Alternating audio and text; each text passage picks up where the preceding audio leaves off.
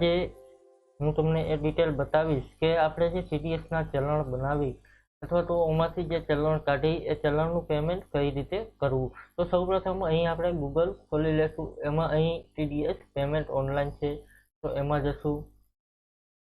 તો અહીં TDS pay online tax આપેલું છે, એમાં જશું.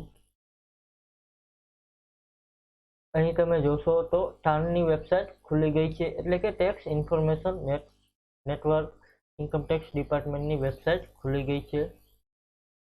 અહીં નીચે જશો તો અહીં તમને click to pay tax online અહીં બતાવશે. અહીં એમાં ક્લિક કરશો, નવી વેબસાઇટ ખુલશે. હવે તમારે કયા સેક્શનમાં ટીટીએસ અથવા ટીડીએસ ભરવાનું છે. આમાંથી ફ્રેન્ડ્સ ટીસીએસ અને ટીડીએસ બંને ભરાશે. તો અહીં તમે જોશો તો અહીં આટલી કલમ આપેલી છે. આપણે 26Qની ડિટેલ અહીં જોવા મળશે. ત્યાર પછી નીચે જશો તો દરેક ડિટેલ તમને બીજી જોવા મળશે. અહીં ફરીથી આપણે ઉપર જશું. અહીં આપણે જે ટીડીએસ ભરવાનું છે એની ડિટેલ જોશું. અહીં આપણે ચલણ નંબર 281 રાખીશું, કારણ કે આપણે નોન કંપનીમાં જઈ એટલા માટે. અહીં પ્રોસેસ કરીશું. તો અહીં જોશો તો આ પ્રકારની ડિટેલ તમને જોવા મળશે. ત્યાર પછી અહીં ટેક્સ એપ્લિકેબલ હોય તો કંપની ડિડક્ટ રહેશું. અત્યારે અહીં નોન કંપની ડિડક્ટ આપણે રાખીશું. ત્યાર પછી ટાઈપ ઓફ પેમેન્ટ આપેલું છે, તો રેગ્યુલર અસેસમેન્ટ છે અને એક ટેક્સ પેયર છે, તો અહીં ટેક્સ પેયર રાખીશું. અહીં નેચર ઓફ પેમેન્ટ છે, તો જે કલમ આપણે ટીડીએસ ભરવાનો છે અથવા રિસીવેબલ છે એ કલમ અહીં લઈ લેશું. તો 100 પેમેન્ટ ટ્રાન્સપોર્ટર વાળું આપણે અહીં ગોતી લેશું કે કઈ જગ્યાએ છે.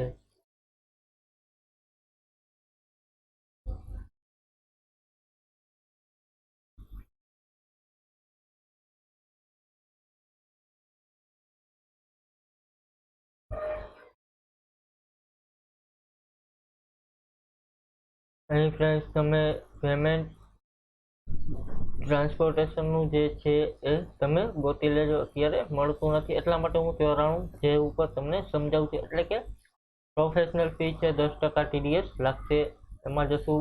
ત્યાર પછી અહીં મોડ ઓફ પેમેન્ટ આપેલું છે, તો ડેબિટ કાર્ડ અથવા નેટ બેન્કિંગથી તમે એનું પેમેન્ટ કરી શકો. અહીં એક્સિસ બેંક લઈ લઉં છું ફ્રેન્ડ્સ.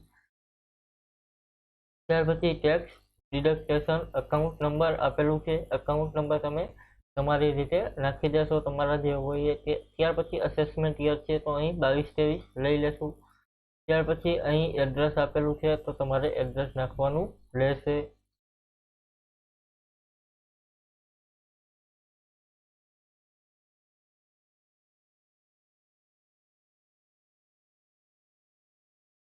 ત્યાર પછી ડિસ્ટ્રિક્ટ છે, તો અહીં મોરબી નાખી દેશું. સ્ટેટ છે તો એમાં રાખી દેશું ગુજરાત.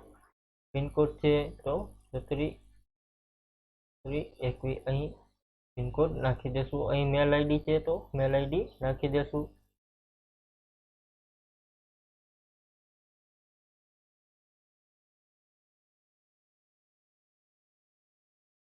ત્યાર પછી મોબાઈલ નંબર છે, તો મોબાઈલ નંબર તમે નાખી દેશો. ત્યાર પછી અહીં કેપ્ચર આપેલા છે, એ કેપ્ચર તમારે નાખવાના રહેશે. અહીં પ્રોસેસ કરશો. તો અહીં અત્યારે મેં તમને ખોટી ડિટેલ ભરાવેલી છે એટલા માટે અહીં આગળ નહીં વધવા દે. જ્યારે તમે ડિટેલ સાચી નાખીશો ફ્રેન્ડ્સ, ત્યારે અહીં તમને આગળ વધવા દેશે અને નેટ બેન્કિંગ ખુલી જશે અને તમે ટીડીએસનું પેમેન્ટ કરી શકશો. Thank you. આજનો આપણો પોઈન્ટ પૂરો. કાલે ફરીથી એક બીજો પોઈન્ટ જોઈશું. Thank you.